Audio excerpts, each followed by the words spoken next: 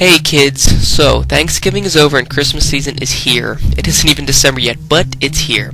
And having established that, I wanted to take this time to talk about the inevitable question regarding the subject we've discussed for years.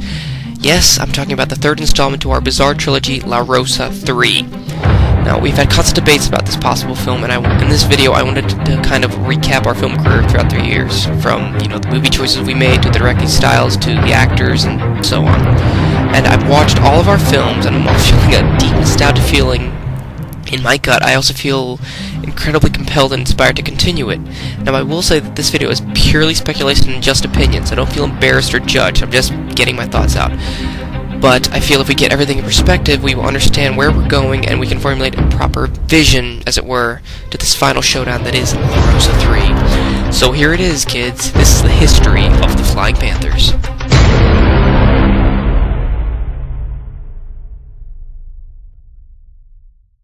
This little production company all started with a film called The Chimney Sweeper. As you can recall, this film was done as a part of a class project for Mr. Dante Tates. We were to present William Blake's poem in a stylistic and unique way, and Ian opted for a film. We were all, of course, on board for it, and Gordy crudely wrote the Flying Panthers by our team name on the whiteboard. Thus was born the Panthers. It was initially written as a joke, but it somehow had a ring that I liked, and it eventually became our company name. So, Ian quickly wrote an adapted script for the poem, which I think was a huge help for us in the long run. We all got together and shot it in just one day, the day before it was due. But we got it done. Now, this is arguably one of our best films, I think, for multiple reasons. One reason being it had a beginning, middle, and end, and the second was that it was our first film. We were all young, eager filmmakers, and we just, wanted to make a film. Now, after watching this film, it had a quirky charm to it, with the bad Cockney accents. Hello, governor. To the low production value. We're all of them locked up in coffins. To the larger amount of ad-libs and character choices we made. Come here!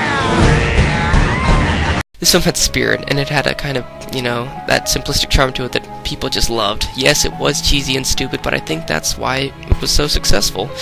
We were making a movie about chimney sweepers based on a poem. That's the kind of thing you would joke about doing, but we did it, and it was a huge success. And Tates told us that it was incredibly loyal to its source material, and he enjoyed it immensely, or something like that. And after that, a lot of people tried to top us, like Connor Gorman and Peter Chen. Majors, grow some scissor hands. You look like Johnny Depp. I take that as a compliment. And looking back at it, it was so weird to see how different everything looked compared to today. We had long hair, clean-shaven faces. My family room was green, and all the furniture was moved around differently, and different posters on my wall in my bedroom and stuff like that. So, nostalgia trip. But looking back at it, the film did have some flaws in it as well. I stayed up all night editing it, and even came in late the next day because I was still editing it the next morning. The project was incredibly rushed, and I didn't have as much time in post-production as I wanted to. Transitions were sloppy, music was choppy, and I hadn't mastered all the ways of my editing program yet. Mind you, I was still a beginner at this, so for this reason, I made a director's cut a few months later. Now, the director's cut is kind of everything I wanted the first one to be. It really isn't a different cut, but it had more of a remastered feel to it, as it were. I just thought director's cut sounded cooler. It had much better pacing, cleaner edits, and a more completed look and feel to it. This is probably how the first cut would have been if I had more time to work on it, but what are you gonna do? First off, it starts out with the new logo. This is a sort of iconic trademark of the Panthers. Simple white and red text, and our awesome kitty cat, which was a big upgrade from the first working logo with a little stoic lion.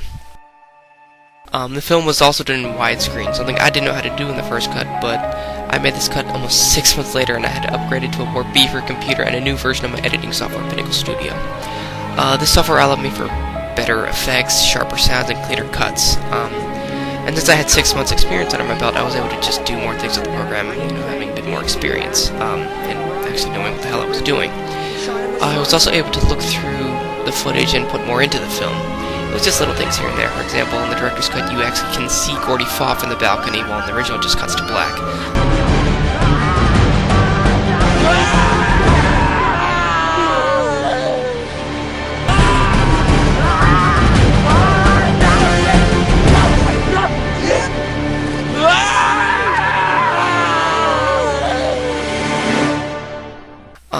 Also, if you look through them, you just can see, I added a little bit more here and there, just so it, looks a little more completed. animated. And at the end of the film, in the director's cut, when Gordy falls, the screen shatters, like he falls through the glass, while in the original it just fades to black.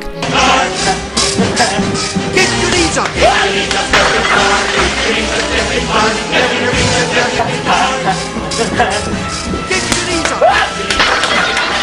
And these aren't really that big of changes, but they just help the look of the film and kind of enhance it a little more, and I didn't want to hinder, the look too much. I wanted to preserve the look of the original, so this is just kind of like a cleaner version of it. So there's film 1, and once it was released, it was a huge hit, and we were renowned as little filmmakers throughout Good Counsel, and so I wasn't surprised when Ian and Gordy came knocking on my door a couple months later with a cane and a box of Quaker Oats. So the second film in our franchise was a wonderful little tale called Quaker Oats, a kind of play on words to the Quaker Oats. This film is an oddly strange and simplistic film about a man and a Quaker. And the man does not believe in religion, but the Quaker oddly and strangely just changes him. It's a passionate film, it's quaint, it's strange, but it works as a film. Mainly being because it's a completely character-driven narrative, all but done by the wonderful performance of Gordy Anson. I should say performances of Gordy Anson, because he plays not only the man, but also the Quaker. And it works because the film is done in such a way that you think it's two actors, but that was really just Ian being clever with the camera, playing camera tricks, spinning it really quickly to make it seem as if they're both in one room. And there's not much to say about this film other than it's just oddly passionate, and just has a lot of heart into it. Not much to say plot-wise, but it really just works because, I don't know if it's the music or the performances, but it just seems to just really have its charm to it, its unique charm. And of course, one of the highlights of the film is when Gordy is running as the Quaker and rips his vest open and screams, "Ah!" So that's one of the acting highlights, as it were. And also, of course, at the end of the film, the big climactic, hug when Ian and I essentially play the other actor, and it's an obvious fake, an idea of Gordy's. So the film, when it was, released in Good Counsel, as it were, people were talking about it, and I remember specifically in class, people were saying, "Did you see Gordy as the Quaker dancing on a rooftop?" I wanted to yell at them, "That's my rooftop!"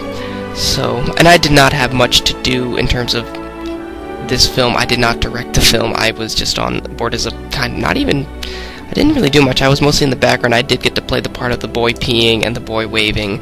Aside from that, I did not do much, but it was a good experience doing a second film with the Flying Panthers, and now that I had realized that this company was growing. We had 2 films under our belt, and it was good to know that, we were still going strong, so it was it was a bizarre movie, but it did work, because it definitely showed character, and it showed, promise that we are just weirdo filmmakers and we don't really care.